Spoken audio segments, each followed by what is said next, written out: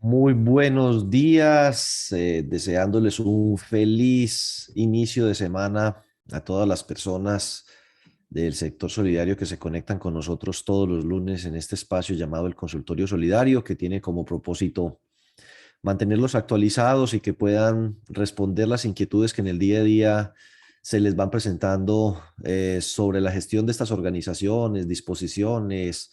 Bueno, siéntanse en confianza de plantear sus preguntas a través del chat, que les iremos dando respuesta, Dios mediante, en la medida de lo posible a todas ellas, y las que no podamos, pues lo diremos o nos comprometeremos a investigarlos. Bueno, lo primero, sea decirle que hoy vamos a decir algunas novedades sobre las mutuales, sobre el balance social, vamos a responder las preguntas en vivo. Tenga presente que esta semana se le vencen los reportes a través del CICSES a las entidades de segundo y tercer nivel de supervisión, pues para que esté muy atento y que pues vamos a empezar seguramente muy pronto con las entonces diré algunos temitas a tener en cuenta respecto a esas convocatorias de asambleas. Bueno, dicho esto, pues sin más preámbulo, empecemos con el primer tema que alguien me hizo por ahí alguna pregunta sobre qué fue lo que cambió con la ley 2143 del 2021 de las mutuales. Entonces voy a ser como muy puntual en eso. Ustedes saben pues que el sector solidario se compone de una gran diversidad de organizaciones, fondos de empleados, cooperativas y mutuales. Son los tres tipos. Las mutuales fundamentalmente desarrollaban con el decreto 1480 del 89 actividades de previsión y actividades de ahorro y crédito con sus asociados, pero no podían desarrollar actividades comerciales, producción, industriales, comercialización, ese tipo de actividades. Con la ley 2143 del 2021, una de las cosas que cambió fue esa precisamente. Se amplió la posibilidad o la cantidad de actividades, el potencial de actividades que se pueden desarrollar a través de las mutuales. O sea que las mutuales, además de poder hacer ahorro y crédito, sin necesidad de autorización de la Supersolidaria o de inscribirse en el FOGACOP y sin la limitante que tienen los fondos de empleados de que solo pueden asociar empleados, pues las mutuales pueden hacer ahorro y crédito con amas de casa, con estudiantes, con personas jurídicas sin ánimo de lucro, independientes, campesinos, empleados, pensionados, bueno, ahorro y crédito, pero además ahora pueden hacer una gran cantidad de actividades, además del tema de la previsión. Entonces, fue una de las primeras cosas que cambió en el artículo 2 de esa ley. La otra cosa que cambió es que antes se constituían con 25 personas. Se redujo el número a 20. Y recuerden que allí se pueden incluir personas jurídicas sin ánimo de lucro, que no pueden ser más del 20% del total de asociados. Tienen allá pues la obligatoriedad de crear unos fondos mutuales. En las mutuales pues uno contribuye con plata, no solo un pedacito para el capital, que no te lo devuelven, por eso a veces esos pedacitos son pequeños. Es posible que uno aporte, por decirte algo, 50.000 pesos, de los cuales supongamos que 5.000 pesos van para el capital, esos no se devuelven. 20.000 pesos va a un fondo mutual, con el cual asumen servicios y beneficios, auxilio, solidaridad, previsión, etcétera. Y los otros 25.000 pesos, por ejemplo, podrían ir al ahorro permanente, por colocar un ejemplo. Pues hay una como novedad y es que tanto aquí como más adelante menciona la posibilidad de alimentar esos fondos mutuales con cargo a las excedentes y con cargo inclusive al gasto. Pues ahí es tener en cuenta que la superintendencia considera desde el punto de vista contable como no viable aumentar los fondos con cargo al gasto, pero considera viable que una vez agotados los recursos de los fondos sociales o mutuales, los programas o actividades que se desarrollan allí se puedan continuar ejecutando con cargo al gasto. Entonces, seguramente esto que dice aquí, incrementos progresivos con cargo al ejercicio económico, la superintendencia lo interpreta no como que se puede aumentar el fondo con un registro contable, gasto contra fondo, sino que agotado el fondo, pues podrá usted continuarlo ejecutando. Recuerden, la persona que me escribió esa pregunta me decía que qué tenía que tener en cuenta a la hora de la asamblea. Entonces, la respuesta para esa persona, la distribución de excedentes cambió. Entonces, si la persona que me hizo la pregunta es de una asociación mutual, váyase al artículo 24 y va a ver que allí le dicen que como mínimo el 50% se debe destinar para educación, solidaridad, imprevistos, reserva y fondo mutual. y que como mínimo la reserva de protección de ese fondo mutual es del 10%. Antes era del 20%, o sea que allí hubo un cambio importante. Importante señalar que las asociaciones mutuales son régimen tributario especial, así que tienen que pagar su impuesto de renta. Entonces, para la persona que me hizo la pregunta, artículo 24, un cambio muy grande, artículo segundo, otro. En cuanto al tipo de actividades que se puede hacer, lo ampliaron muchísimo y el otro, el número de asociados que bajó de 25 a 20. Aquí, pues ahorita que estamos hablando del tema de convocatorias a la asamblea, la mayoría de veces que la superintendencia revisa los estatutos, en los requerimientos sugiere que el término de convocatoria debería ser de 15 días hábiles. Entonces, pues revisen sus estatutos. No es que esté mal, pero la superintendencia cada vez insiste más en que el término correcto es 15 días hábiles de antelación a la asamblea. En el caso de las mutuales, pues de una vez por ley les metieron eso, cosa que no ocurre en la ley de las cooperativas. Las cooperativas definen la antelación con la que han de convocar y algunas dicen 10 días, 8 días, no sé, 15 días calendario. Pero es importante que consideren que la superintendencia eh, piensa que es adecuado 15 días hábiles. La lista de asociados que se publica es la de inhábiles. Se puede publicar solo las cédulas. Es para que ellos puedan ejercer su derecho a controvertir y decir, no, un momentico, yo estoy al día, no para hacer de ellos escarnio público. Esa lista pues se tiene que publicar con la antelación debida para que la asamblea tenga pues validez. También recuerden que, por ejemplo, en el caso de las cooperativas y los fondos de empleados es distinto la fecha a la cual se establece esa habilidad, mientras que en las cooperativas dice que esa es la fecha que establezca el estatuto, que podría decir perfectamente al 31 de diciembre del año anterior. En el caso de los fondos de empleados es a la fecha de convocatoria.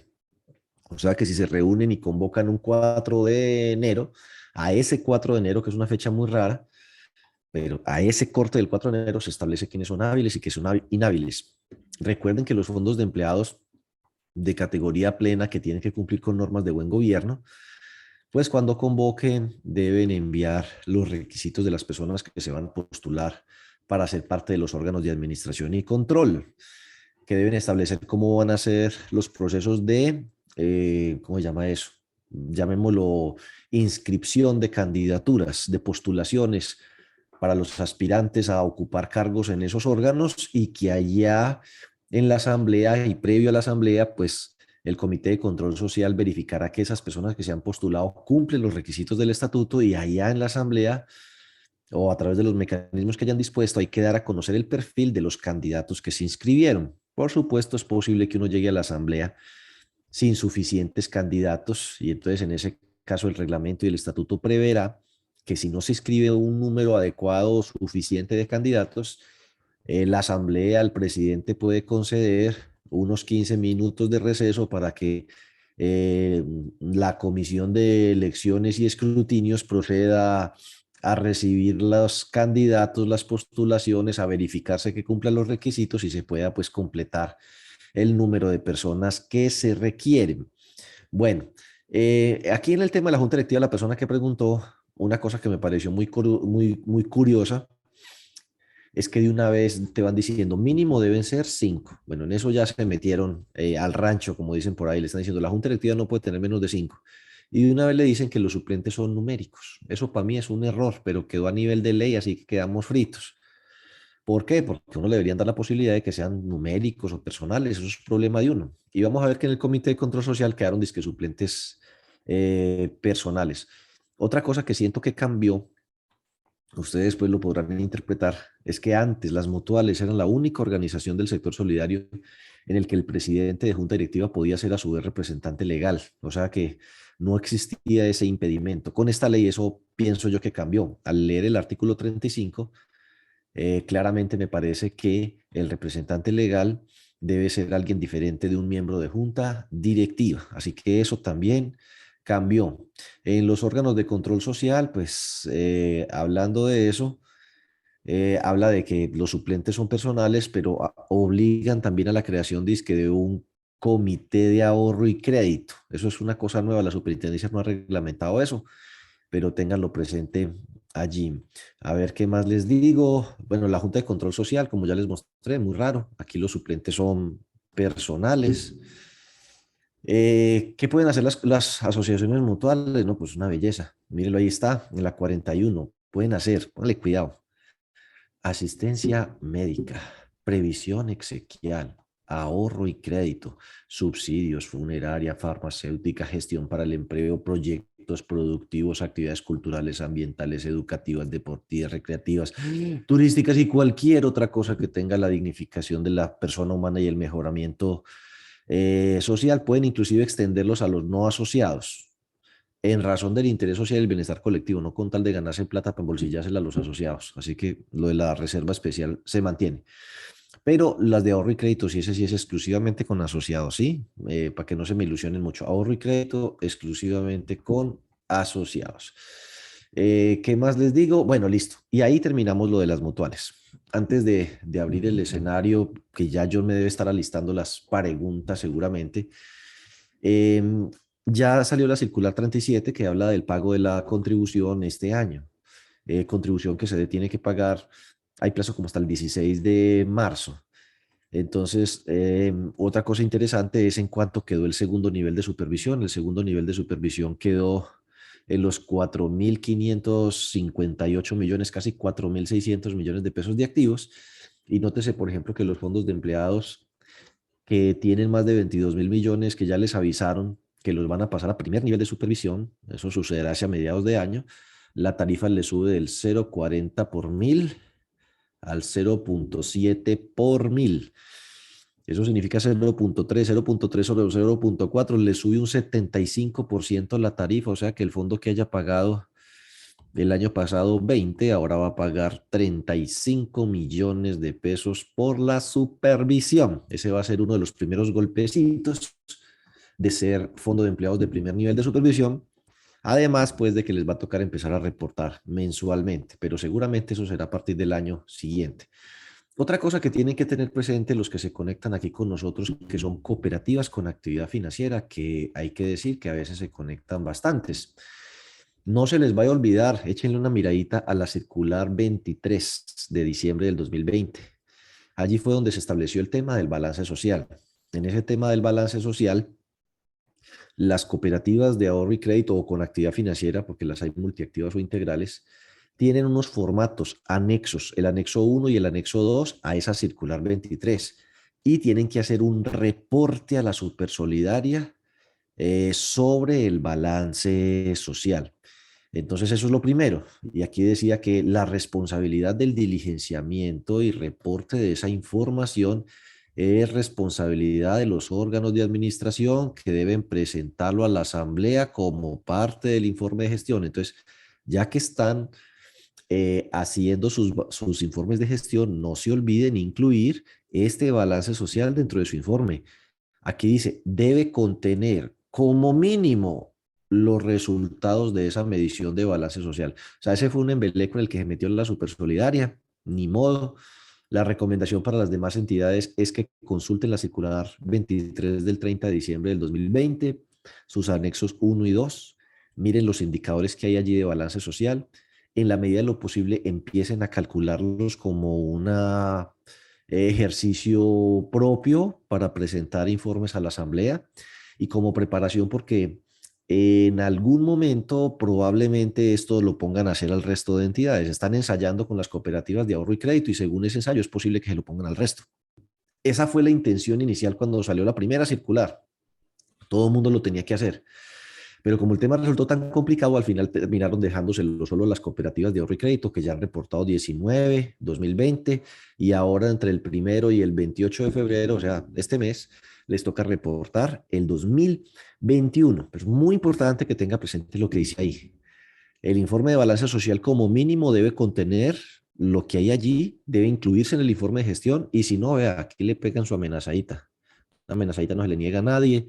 Numerales 6 y séptimo, artículo 36 de la ley 454. 200 salarios mínimos que le pueden poner la multa a las personas. ¿Por qué digo eso?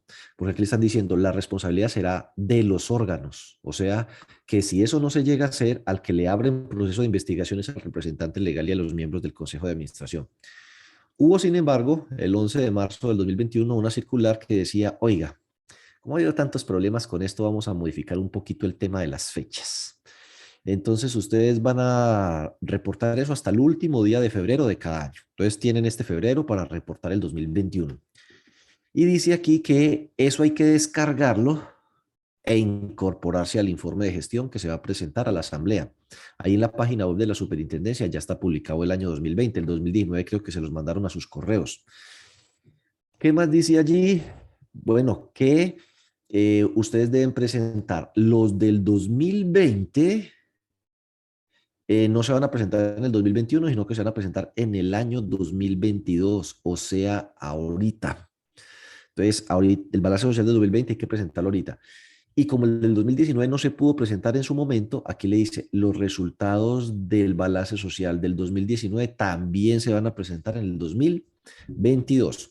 Entonces, señores, si ustedes son cooperativas con actividad financiera, recuerden que tienen que presentar balance social con los anexos 1 y 2, formatos de la circular 23 en esta asamblea, año 2019 y año 2020, incluidos los informes de gestión, que no se les olvide, por favor. Bueno, decir dos cositas antes de responder las preguntas, John, para que se me vaya listando. Ya las tasas de interés prácticamente volvieron al nivel que tenían antes. El IBR, que es el que se anticipa primero a las modificaciones para arriba o para abajo, ya va en 4,49. La ETF va de trasito en 3,70 y pico. Y las previsiones todas apuntan a que eso rapidito va a estar entre el 5 y el 6% a mediados de este año. Así que las tasas de interés como que chao, tasas bajas, sobre lo que hay bastante debate respecto a la conveniencia o no de eso. Pero lo cierto es que la inflación de los últimos 12 meses, incluido enero, está pues desbordada, cerquita del 8%, y la inflación del año pasado fue 5,62 y la de este año puede estar entre 4,4, 4,8% por ahí. Entonces, el Banco de la República ha estado subiendo las tasas a ver si la gente deja de comprar tanta vaina, de endeudarse tanto y merma. Eso le va a quitar pues presión al sector solidario respecto a la competencia, alguito, por lo menos por el lado de las tasas, pero le va a subir el costo del apalancamiento a aquellos que captan CDATES o están endeudados con obligaciones financieras. Los fondos de empleados de que yo les prometí que iba a hacer un análisis de cómo les fue en el año 2021, recuerden que el de estadístico más cerquita que tenemos es el de los fondos de empleados de nivel 1 de supervisión. ¿Por qué? Pues porque son los que reportan mensualmente, entonces tienen información publicada inclusive de noviembre del 2021. Los otros están muy vieja todavía, está a septiembre del 2021. Los de nivel 2, o sea que habrá que esperar por hasta abril para saber cómo les fue. Pero los fondos de empleados, pues de nivel 1 son una aproximación de cómo seguramente le fue al resto, son los más grandes. Seleccionamos 81 fondos que figuraban en los 3 años, 2019, 2020 y 2021, para que fuera comparativo los indicadores.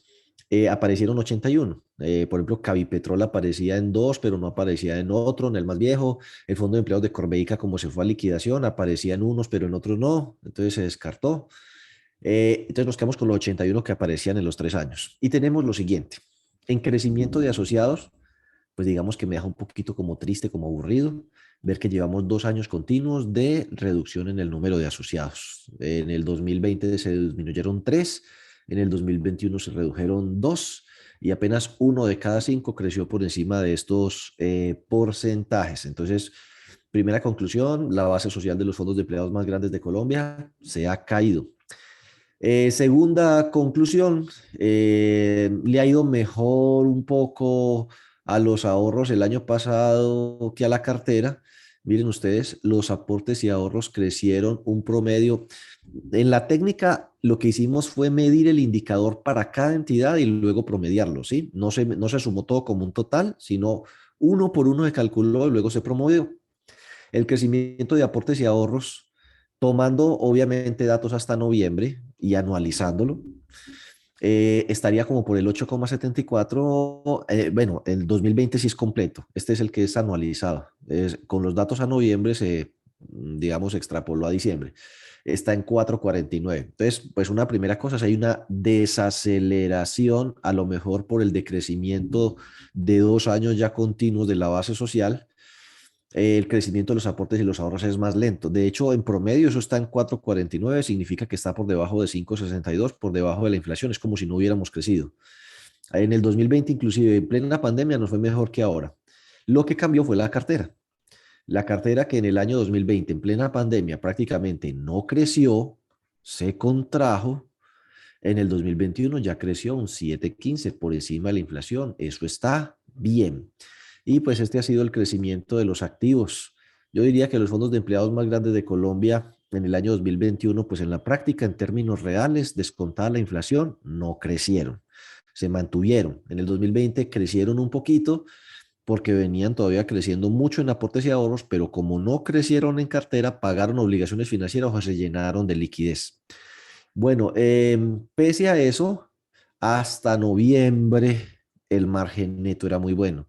Lo que pasa es que hago esa observación hasta noviembre porque hay muchas entidades que en diciembre compran chetas en fiestas, regalos, mejor dicho, tiran la casa por la ventana y eso cambia. En el año 2020 el margen fue del 13% y por ende también el excedente sobre aportes para ver si la entidad está en capacidad de mantener el poder adquisitivo de sus aportes. En el 2020 fue el 11, excelente. Y hasta noviembre del 2021 van 2,73. Habrá que esperar qué pasa en diciembre, que es cuando muchas deciden pagar intereses sobre los ahorros permanentes o dar el regalo, o dar la ancheta, hacer la fiesta. Seguramente eso cambiará. Lo veremos por allá en abril cuando esos datos estén disponibles, pero en general lo que veo es una desaceleración en el crecimiento de los fondos de empleados más grandes en lo que tiene que ver con el número de asociados y el tamaño en sí mismo de los fondos. Una rentabilidad que se mantiene en terreno positivo, pero una contracción de la base social que ya empieza a mostrar algún efecto en esa desaceleración del crecimiento de aportes y ahorros. Eso es pues lo que se ve allí. En el indicador del día, el capital irreductible respecto al capital total es una cosa importante a considerar. A veces la gente como que no entiende de qué se trata, entonces póngale cuidado. Les voy a explicar muy brevemente de qué se trata el capital irreductible. Resulta que hay unas cooperativas que tienen que tener un capital legal, sí o sí, que son las cooperativas de ahorro y crédito. Y ese capital que fue definido por la ley 454 del 98, cada año se reajusta por el IPC. Si usted es cooperativa de ahorro y crédito, le recomiendo que establezca su capital irreductible, pues teniendo en cuenta que cumpla ese capital regulatorio y que lo reajuste por el IPC. Algunas lo establecen en salarios mínimos legales mensuales vigentes, lo cual afecta. Por ejemplo, en este año la inflación fue del 5,62, pero el aumento del salario mínimo es el 10. Entonces resulta que esto empieza a crecer a una mayor velocidad y les genera presiones innecesarias. Entonces, si usted es cooperativa de ahorro y crédito y lo tiene amarrado a los salarios mínimos, le recomiendo que haga reforma de estatutos y lo amarre a la inflación. La otra cosa es que tengan presente, cuando el capital irreductible alcanza al total, o sea, se cruzan aquí, no se pueden devolver aportes sociales. Eso es gravísimo. Eh, y entonces, pues, y ni se diga, a veces lo que sucede es que el capital mínimo irreductible está muy lejos del capital mínimo de ley. Entonces, pues, usted podría dejarlo aquí estable. Lo que no lo puede reducir, porque por eso no se llama, por eso se llama irreductible. Pues modificarlo y dejarlo estable para que no siga subiendo. Hay muchas cooperativas de ahorro y crédito que me tienen en alguna preocupación con eso. Bueno, hablemos de los fondos de empleados. Los fondos de empleados de categoría plena, que hasta el año pasado esto estaba casi en los 12.000 millones, este año debería estar como en los 12.600, algo así. Tiene que cumplir un indicador que se llama solidez y en el indicador de solidez un factor importantísimo es el capital irreductible. Entonces, no tienen capital regulatorio como las cooperativas de ahorro y crédito que sí le dicen usted como mínimo tiene que tener un capital de tanto. Ese tanto está, no me acuerdo la cifra exactamente, pero está alrededor de los 3.000 y pico de millones de pesos. Podría estar cerca de los 3.500 millones de pesos. Estas no tienen un capital regulatorio. Entonces es lo que usted define en el estatuto. Entonces algunas tienen unos valores pues casi irrisorios, una cosita así, mejor dicho, nada. Un millón, 2 millones, nada. Si usted aún con el capital mínimo irreductible tan chiquito cumple con el indicador de solidez, no se ponga a inventar, déjelo así. Si cumple con el indicador de concentración de cartera, concentración de depósitos, listo. Si está muy cerquito o ve que no cumple, entonces tiene que hacer una simulación para establecer a qué nivel lo tengo que llevar para que cumpla con el indicador de solidez, de concentración, pero que quede lo suficientemente lejos del capital social total para que estas dos líneas no se me vayan a encontrar. Algunos fondos de empleados tienen la siguiente disyuntiva. Para poder cumplir con tienen que subir el capital irreductible a un punto en el cual queda demasiado cerca del capital total, lo cual es peligroso porque si disminuye, porque se retiran algunas personas que tienen bastantes aportes, pues no podrían devolver aporte y se forma un pánico financiero apenas empiecen por ahí de chismosos a decir, no, ese fondo se quebró, ¿cómo le parece que no me devuelven mi plata? Pero no es por falta de plata, sino por no incumplir ese límite. Entonces tendrían que mirar cómo, por ejemplo, al menos temporalmente, cambiar la proporción en la que distribuyen aporte y ahorro permanente para llevar inclusive hasta el 100% a los aportes. La ley lo que dice es mínimo el 10, pero máximo puede ser el 100. Llevar el 100% a los aportes para que esta línea morada se aleje, bueno, no me quedó morada, pero es esta, se aleje de este capital mínimo irreductible y no vayan a tener ese problema. Entonces, las demás, que no tienen que cumplir indicador de solidez ni solvencia, no es cooperativa de ahorro y crédito, no es fondo de empleados de categoría plena, no se compliquen con ese tema del capital irreducible. Entonces, si este indicador de capital irreducible versus capital total está por encima de 50 y se acerca peligrosamente a 100, la tendencia es que va para allá. Mire si es que usted tiene mal definido el capital irreductible en salarios mínimos y le crece muy rápido. Mire si es que el total de aportes se le está cayendo. Mire si es que la base social va para abajo y se le está descapitalizando. Y pues otra opción podría ser que usted cree el fondo de amortización de aportes y empiece a amortizar aportes, a recomprarlo.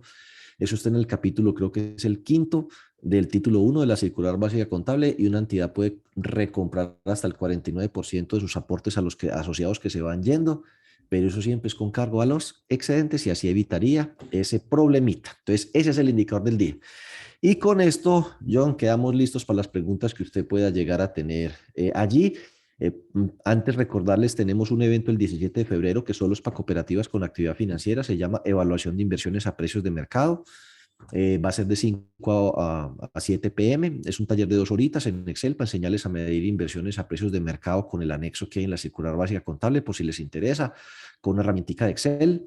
El 4 de marzo tenemos nuestro taller de elaboración de PCM. La idea es que la gente se pueda llevar una herramienta a través de la cual, de manera práctica y sencilla, haga su PCM. En marzo va a ser el tema de riesgo de crédito, del sistema de administración de riesgo de crédito, que creo todavía hay gente que está cruda con eso. Son 4 sesiones, todos los viernes, 11, 18, 25 y 1 de abril. Ya están abiertas las inscripciones. Y en abril va a ser el tema de formación de directivos. Van a salir nuevas juntas directivas o inclusive los que ya están necesitan actualizarse, análisis financiero, indicadores, CIAR, PC, en planeación. Entonces todos esos temas los vamos a tratar el 23, 30 de abril y 7 de mayo. Son 3 sábados de 9 a 12:30. Entonces, pues para que lo tengan presente, para que van separando pues a sus directivos una vez pasen las asambleas, para que tengan esa jornada de actualización. Listo, John, publíqueme ahí las preguntas si ¿tiene alguna? Claro que sí, sí, señor. Tenemos buenas preguntas, muchas, también desde el canal de YouTube. Entonces, Eso, permítame acá saludos a las que... personas del canal de YouTube que siempre nos apoyan. Invitarlos a todos, por favor, también a que se suscriban al canal, que activen la campana de notificaciones.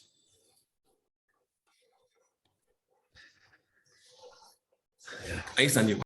Para las cooperativas sigue igual lo de la distribución de excedentes. Sí, sí, lo de las cooperativas, francamente, pues eso tiene tanto de ancho como de largo, pero en principio no ha habido ninguna modificación con el tema de la distribución de excedentes: 20 de reserva, 20 de educación, 10 de solidaridad, el 50% restante o hace retorno o hace revalorización o hace amortización de aportes o crea fondos y reservas, fondos de carácter agotable pasivos o reservas de carácter permanente, aunque eso incluye el fondo de revalorización de aportes y el fondo de amortización de aportes, que son patrimoniales, pero son agotables. Y se toma pues el impuesto de renta de los fondos de educación y solidaridad, eso es lo que hacen la mayoría, aunque hay algunas que hacen, ahí está muy enredado ese tema del pago del impuesto de renta, si se debe dejar causado y reconocido o no. La mayoría pues no lo reconoce como gasto y simplemente lo toma del Fondo de Educación y Solidaridad. Dale. Pueden tomar 15 y 5, 10 y 10, 20 y 0 para el impuesto de renta. Los asociados hábiles y inhábiles declaran el acta en la cual se desigue de la convocatoria a la asamblea. No necesariamente, porque el que verifica la lista de asociados hábiles e inhábiles no es el que convoca, es la Junta de Vigilancia y el Comité de Control Social. Entonces no puede quedar en el acta del Consejo que la lista de inhábiles es tal, porque el que tiene que verificar eso es la Junta de Vigilancia. Eso quedará en el acta de la Junta de Vigilancia o en el acta del Comité de Control Social. Dale, John.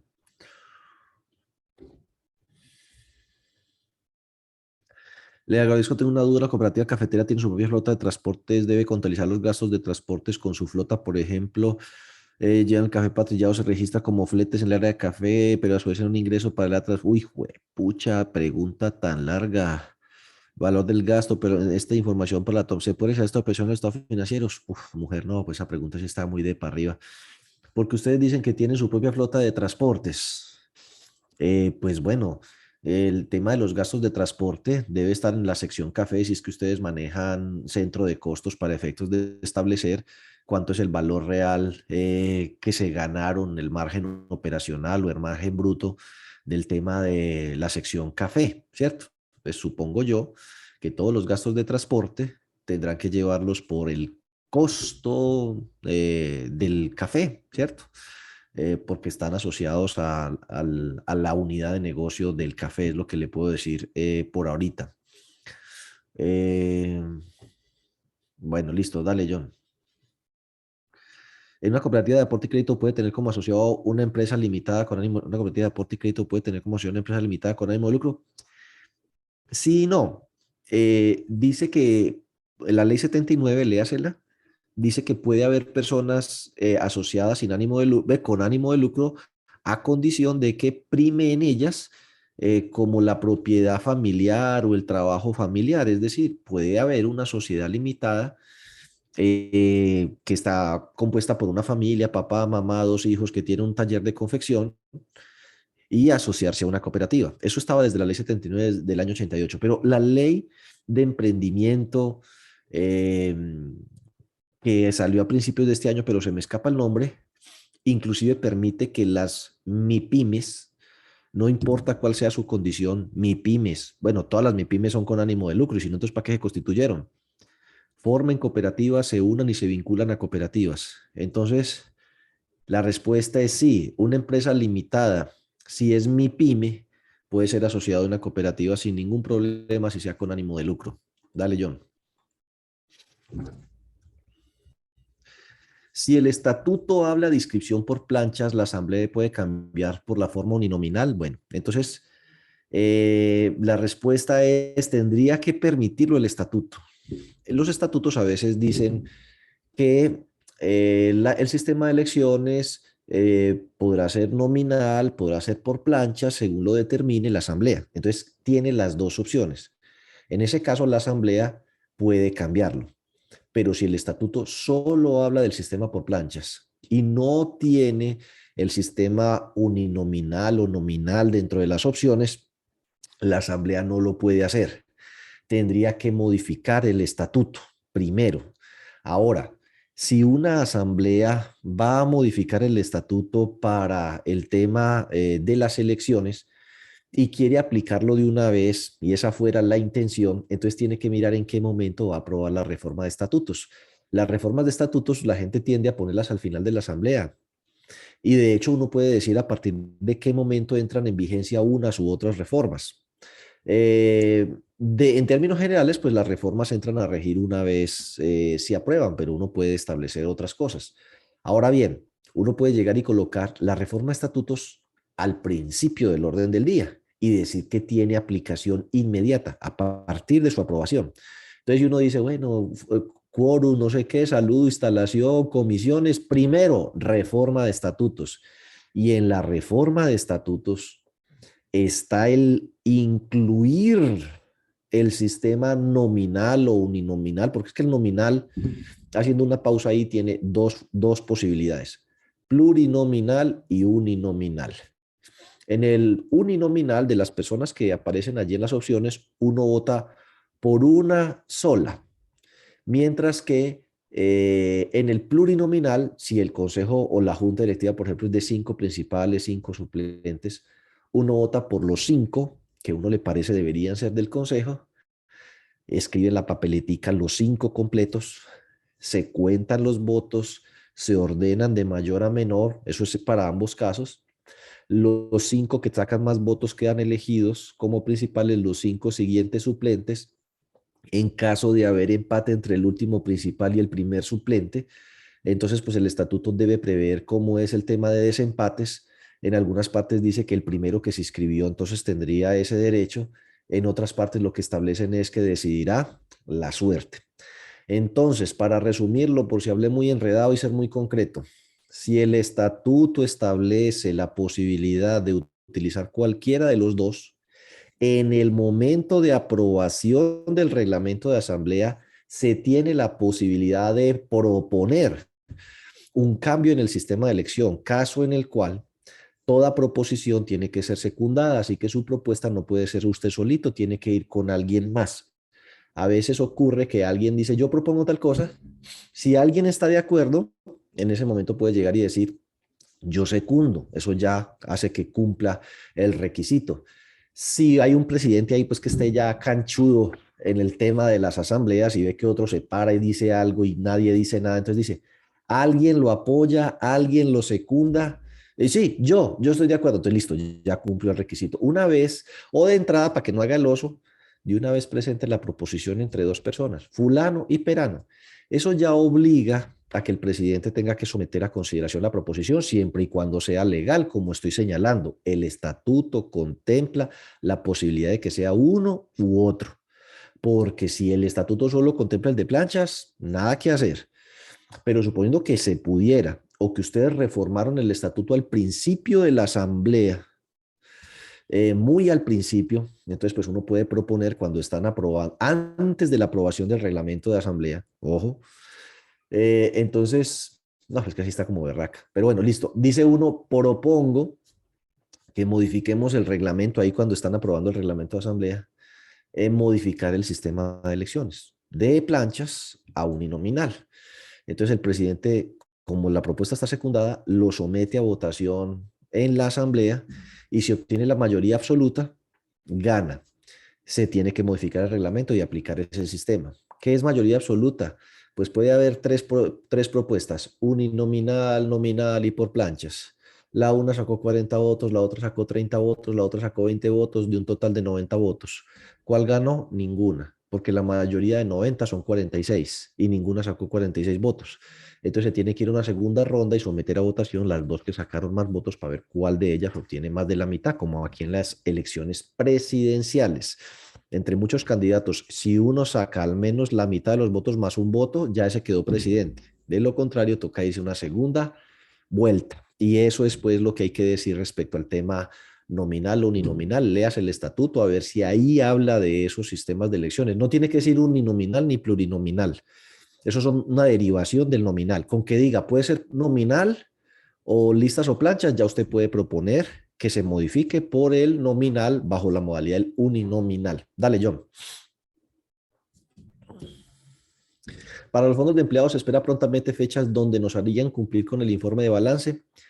Pues yo no puedo decir que se esperen fechas. Cuando salieron las circulares que hablaban de balance social a principios del 2020, que eso fue pues un despropósito en plena pandemia y disque balance social para todo el mundo. Yo recuerdo que nosotros dimos aquí un taller sobre eso. A mí igual me sigue pareciendo un embeleco, pero bueno, hay que acostumbrarse a eso y hacerle. Eh, pues porque es como pretender uniformar a todas las entidades con un formato de balance social, lo cual me parece supremamente complicado por la diversidad de actividades económicas que hay. Entonces, los indicadores que funcionan muy bien por una cooperativa de ahorro y crédito y por un fondo de empleados, de pronto no van a funcionar por una cooperativa de caficultores. Pero cuando modificaron esas circulares, decían, no, mire, vamos a arrancar primero con las de ahorro y crédito, luego para el 2022 con los fondos de empleados y luego de ahí para allá para el 2023 con las otras. Eso fue una intención en su momento. Luego decidieron derogar todo eso, sacaron una circular para las cooperativas de ahorro y crédito solamente. Entonces, es posible, no probable porque no conozco alguna intención seria en este momento, es posible que a futuro digan, este tema de balance social ha funcionado muy bien en las cooperativas de ahorro y crédito, los fondos de empleados en esencia su actividad económica es la misma, su propósito es el mismo y por ende los indicadores deberían funcionarle igual, entonces vamos a iniciar también con los fondos de empleados. Ahora bien, de todos modos, no deja de ser interesante en el caso de los fondos de empleados que miren el anexo 1 y 2 de la circular externa 23 del 2020, que eso es como un 30 de diciembre que fue expedida, porque me parece que efectivamente sí hay indicadores interesantes ahí alrededor de los principios cooperativos que podrían facilitarle a las entidades cumplir no con el deber legal, sino con el deber filosófico de presentar un balance social e indicadores de balance social, incluido el PCM, a sus asambleas. Entonces, sígalo haciendo como siempre lo ha hecho, o sea, no se sienta obligado a eso, pero véalo como una oportunidad de echarle un ojito y ver qué se puede mejorar frente a lo que ha hecho por ahora. Pero a corto plazo no conozco evidencia para decir es probable, ¿no? Posible sí, pero no lo vi ni siquiera en el plan de trabajo de la superintendencia para este año. Entonces yo estaría un poquito tranquilo con eso. Yo diría que la superintendencia le va a hacer más énfasis a terminar de sacar adelante lo del CIAR. Ahora, sí, dentro de todo esto, sí hay un asunto de PESEM por ahí que la UAEOS le va a trabajar al PESEM hacia mediados de año, entonces eso podría impulsar un poco lo del balance social. Ya veremos. Dale, John. Para las cooperativas de deporte y crédito aplica presentar el balance social a la super. No. Si les preocupó lo que les señalé, esa circular es exclusivamente para las cooperativas que captan ahorros. Todos los demás están por fuera de eso. Dale, John. ¿Cómo debe realizarse la distribución de excedente en una cooperativa multiactiva que tiene ingresos por actividades con terceros? Bueno, lo primero es que uno tiene que, en cumplimiento del artículo 10 de la Ley 79 del año 88, separar los excedentes obtenidos con terceros. Si ustedes tienen la posibilidad de manejar eh, un, un sistema como de centros de costos y hacer una vaina bien sofisticada, bien. Si no, podría ser que a prorrata de la participación de los ingresos de terceros se separe el excedente que podría ser obtenido con ellos. Bueno, en eso, por ejemplo, lo primero que tengo que corregir es esto. A ver aquí. Ah, yo no puedo rayarle a John su pantalla. Usted dice ahí ingresos. No, la ley, el artículo 10 de la ley 79 por ninguna parte habla de ingresos. Dice excedentes obtenidos en la prestación de servicios a terceros. Así que no es ingresos, sino excedentes. Y como es obtenido por la prestación de servicios a terceros, naturalmente son excedentes operacionales, como el caso de la cooperativa de caficultores, para retomar la que pregunto ahora. Una cooperativa de caficultores le compra café a asociados, le compra café a terceros, le vende agroinsumos a asociados, le vende agroinsumos a terceros, trilla el café y obviamente exporta o vende el café y el café se lo compran son terceros. Los caficultores, ¿para qué van a volver a comprar su café? El objeto social de la cooperativa es comprar un producto producido por los asociados y comercializarlo con terceros. Entonces, nunca ha sido el tema de ingresos con terceros, porque todos los ingresos de las cooperativas de caficultores son con terceros. Los ingresos, usted tiene costos. Bueno, por ejemplo, en el café, usted tiene costos con asociados porque les compra el café, pero los ingresos están a nombre de Expo Café, Federación Nacional de Cafeteros y los clientes que tenga. Entonces, ahí uno podría decir, en la cooperativa de caficultores no le pueden repartir prácticamente nada porque los ingresos son obtenidos con terceros, pero entonces hay que cambiar el chip.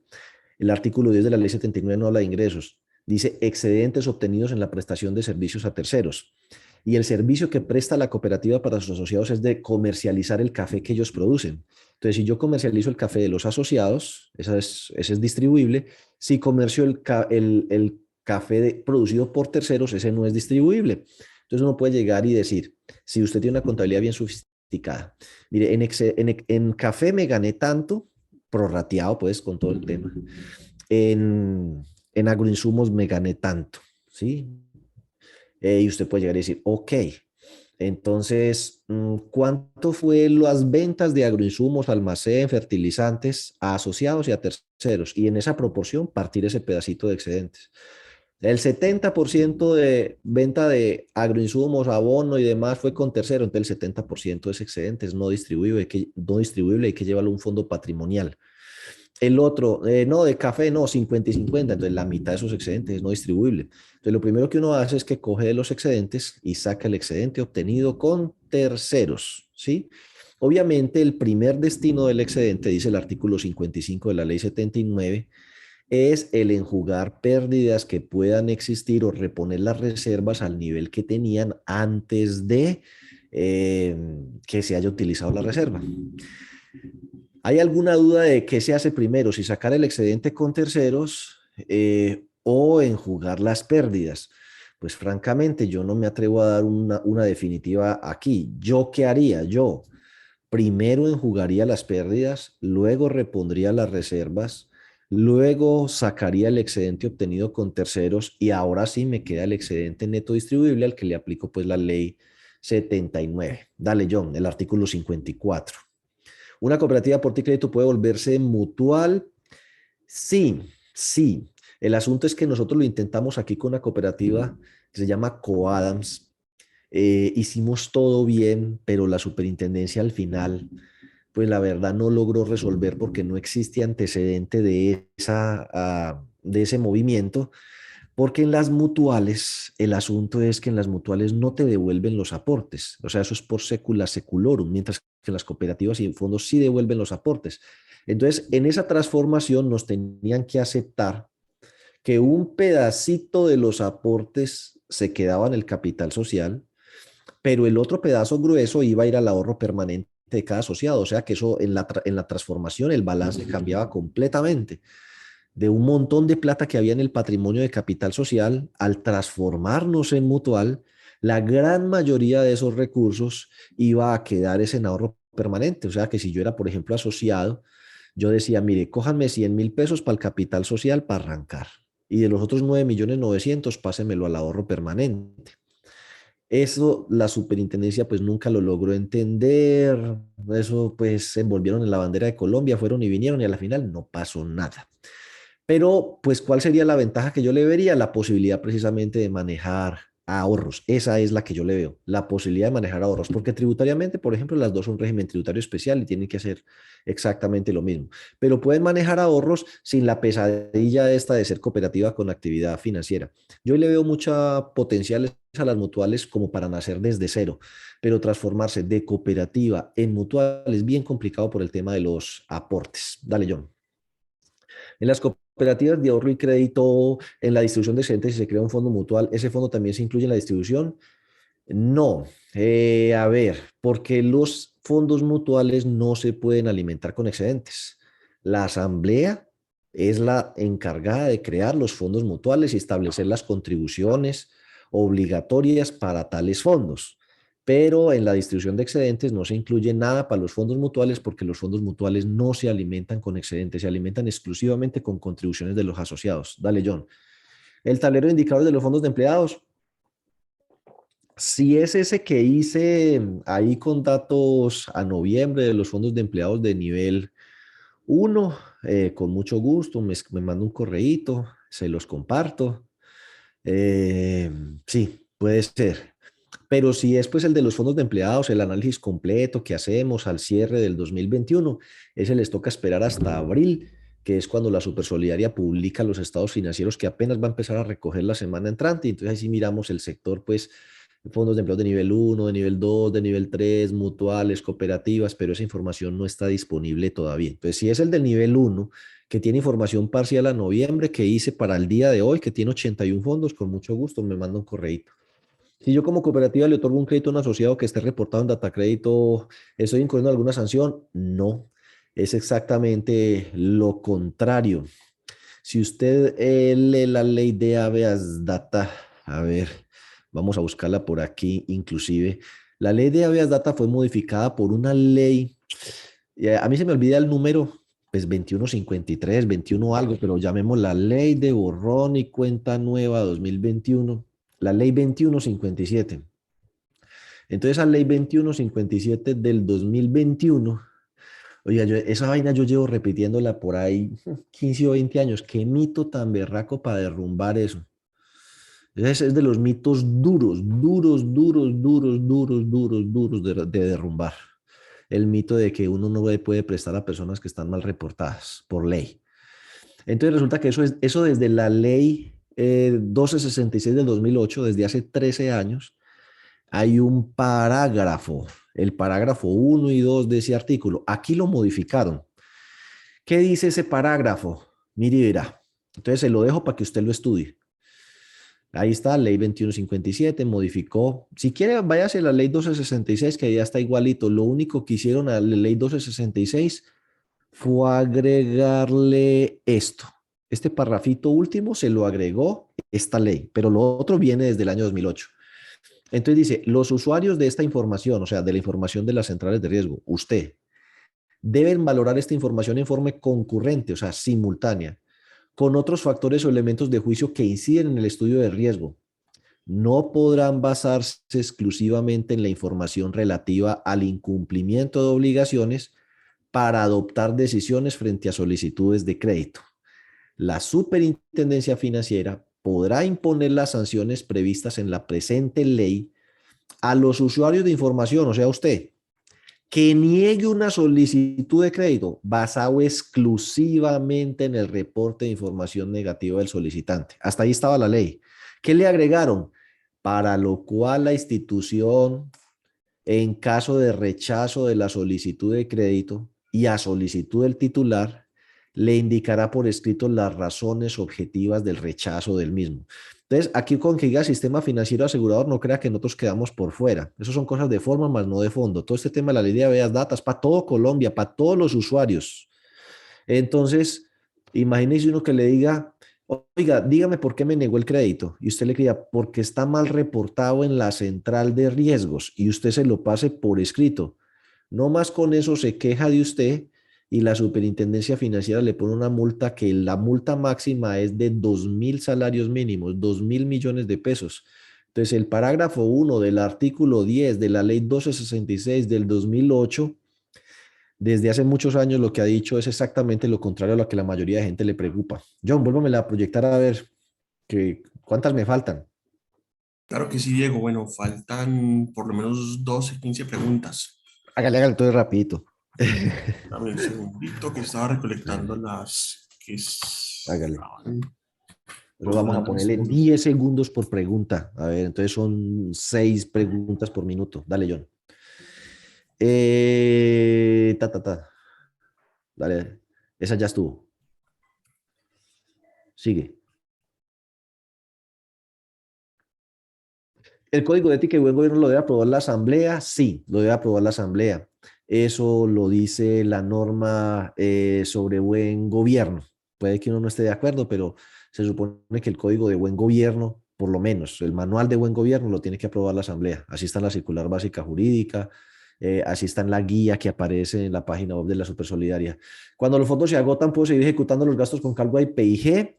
Sí, pero el problema es la coma. Aunque estos no estén aprobados en el presupuesto, yo diría que eso es pecado venial, no mortal, pero es pecado al fin y al cabo. Lo correcto es que desde que usted hace el presupuesto, usted diga, voy a hacer estas actividades. Con los excedentes me alcanza para tanto. Y me quedan faltando 100 millones y los voy a llevar con cargo al gasto y los meto en el presupuesto. Entonces lo que le recomiendo es que lo haga, que incluya en el presupuesto esas partidas. No obstante, para que queden tranquilos, pues yo lo que les recomendaría es, si no lo hicieron, y entonces ustedes como que hacen una reunión y dicen, oiga, no, el presupuesto no nos alcanzó, hagamos una modificación del presupuesto para incluir estas partidas y las incluyen, las aprueban y las ejecutan. Dale, John. Cuando la cooperativa dio pérdida, ¿qué se debe reportar ante la Supersolidaria? No, nada, lo de siempre, el balance, todo común y corriente, ¿sí? Todo común y corriente. No hay un cambio específico en eso, no. Dio pérdida, punto. Se llama, bueno, y ahora se llama Junta de Control Social y no Comité de Control Social. No, Junta de Control Social se llama las mutuales. En los fondos de empleo se llama Comité de Control Social, en las cooperativas se llama Junta de Vigilancia. Al principio estamos hablando de las mutuales y por eso se llama Junta de Control Social. Si no se ha utilizado el FODES, pues de pronto en otro consultorio, yo me acuerda y hablamos del FODES. Podría ser que en el próximo consultorio yo les hable del FODES. Yo me acuerdo. Dentro de 8 días hablamos entonces del FODES. Pero el FODES lo que hay es que pues, presentar algún proyecto que la asamblea lo apruebe y ponerlo a rodar. En el orden del día se debe incluir la certificación y resultados del indicador de solidez. En el orden del día no, en el informe de gestión. Sí, en las revelaciones. Eso sí lo dice. Váyase al título 3 de la circular básica contable y va a ver que ahí dice que es obligatorio incluir en el informe de gestión cuánto le dio el indicador de solidez, cómo está la concentración máxima respecto al patrimonio técnico de créditos con garantía admisible, sin garantía admisible, el máximo ahorrador, el máximo aportante. Eso hay que incluirlo en el informe de gestión, pero no, en el orden del día no. Lo que hay que incluir en el orden del día es si usted va a hacer un compromiso de aumento adicional del porcentaje legal que se debe destinar a incrementar la reserva de asamblea, la reserva pues de protección de aportes, para efectos de ponderar un porcentaje de los excedentes del ejercicio como parte del patrimonio adicional. Si usted me entendió lo que acabo de decir, es porque usted entiende lo del indicador de solidez. Si quedó más perdido que el hijo del Inver, le toca matricularse en el programa de capacitación que vamos a dar en mayo. Y el que me preguntó ahorita, el de crédito, en el de marzo. Bueno, listo. Dale, John. ¿Se puede aprobar en la asamblea algún tipo de remuneración para los directivos? Sí. Sí, la asamblea es la única que lo puede hacer. Para un fondo de tercer nivel que está presentando pérdida, no tiene reserva y en el patrimonio ya se absorbió los aportes, ¿qué pasaría? No, eso está en causal de disolución y liquidación. Analice seriamente si va a poder continuar como negocio en marcha y si ve que definitivamente no, infórmelo en la asamblea y tomen decisiones. Pero si usted me dice que las pérdidas se le comieron la reserva y se le comió los aportes, está en causal de liquidación. Ya lo que deben es decretar la liquidación. Dale, John. ¿Dónde vemos los indicadores para los fondos? Pues la Super no los publica. Yo los calculo y los publico en mi blog. Y eso va a ser por ahí en abril. Dale, John. Bueno, y eso será que recuerden que se metan a nuestro podcast, que esto se publica en el podcast que tenemos en Spotify. ¿Ahí terminan las preguntas, John? Bueno, Sí, señor. por lo demás, no sé, yo veo que don Héctor Valencia tiene la mano levantada, si va a hacer la pregunta y con eso terminamos hoy y nos vemos dentro de 8 días. Agradeciéndoles pues a todos.